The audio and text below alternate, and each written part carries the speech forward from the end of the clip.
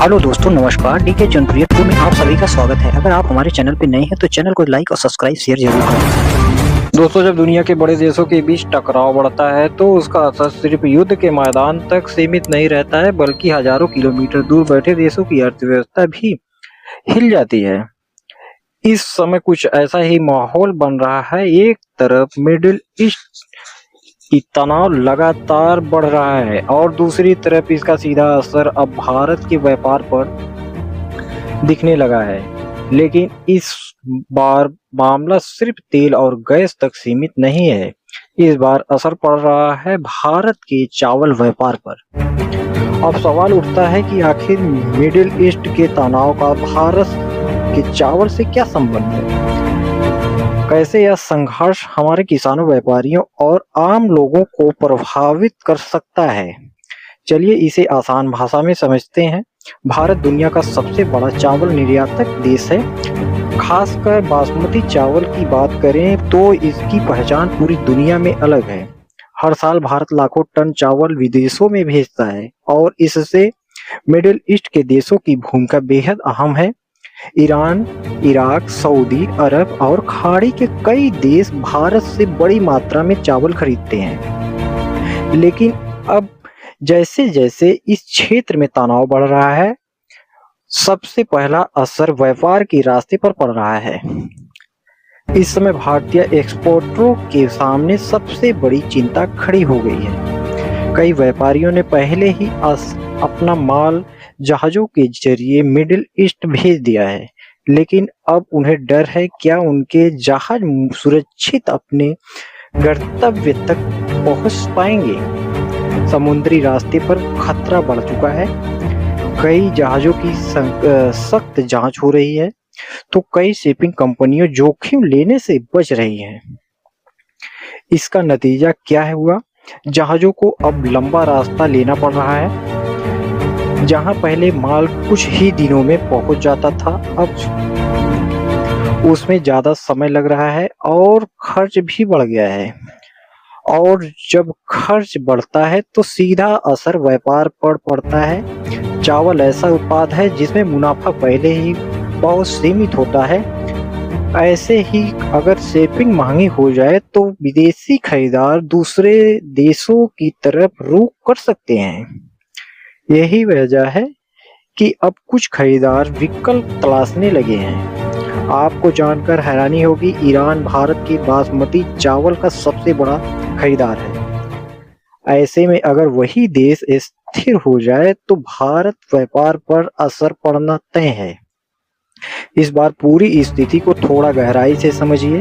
अंतर्राष्ट्रीय व्यापार एक बहुत बड़ा नेटवर्क है जो समुद्री रास्ते, बंदरगाहों और सप्लाई चेन पर टिका है।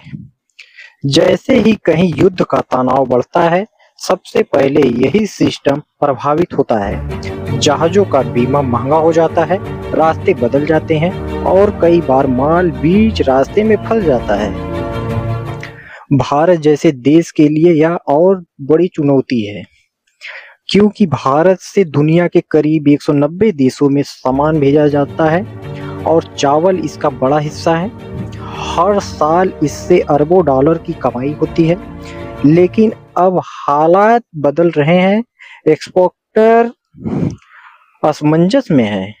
कुछ लोग नए ऑर्डर लेने से बच रहे हैं, कुछ पुराने सौदे रोकने पर विचार कर रहे हैं, क्योंकि सबसे बड़ा डर यही है, अगर माल भेज दिया और हालात बिगड़ गए तो ना माल समय पर पहुंचेगा और ना पैसा मिलेगा।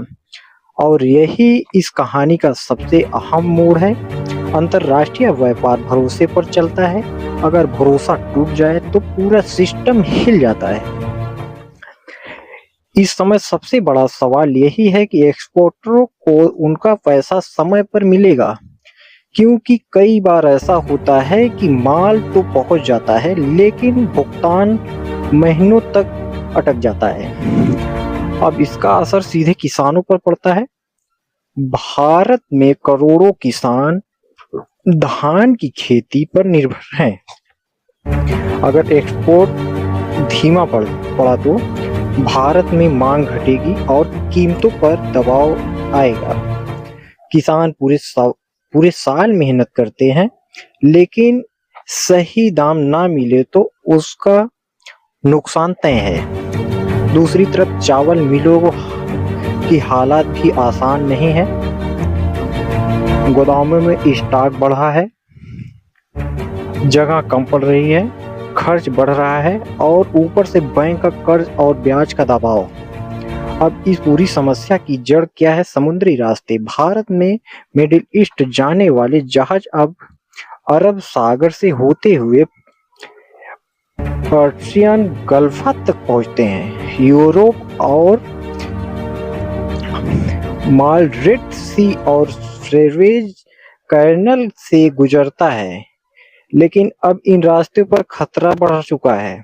सैन्य गतिविधियां तेज हो गई हैं, सुरक्षा अलर्ट जारी है, जहाजों की जांच सख्त हो रही है। नतीजा, कई जहाज अब अफ्रीका के चारों ओर घूमकर जा रहे हैं।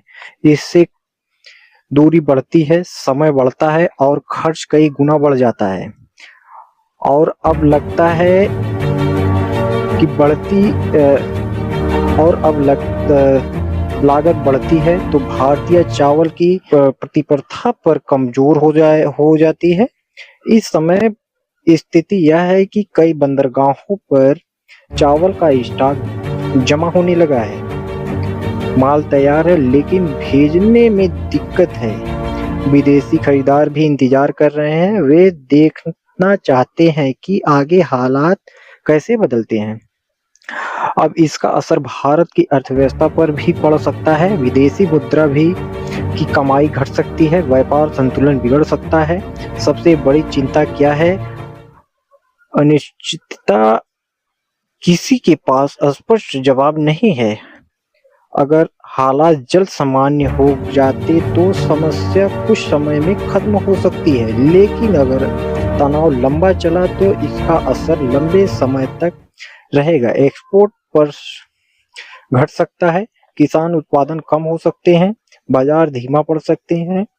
इसलिए भारत के सामने सबसे बड़ी चुनौती यही है कि कैसे किस मुश्किल समय में अपने व्यापार को संभाले, कैसे एक्सपोर्टरों का भरोसा बनाए रखें और कैसे किसानों को सहारा दें, क्योंकि यह सिर्फ चावल का मामला नहीं है, यह करोड़ों लोगों की रोजी रोटी से जुड़ा हुआ सवाल है। आने वाले कुछ हफ्ते बेहद अहम हैं। यही तय करेंगे कि यह संकट छोटी परेशानी रहेगा या भारत के चावल व्यापार के लिए एक बड़ी चुनौती बन सकता है।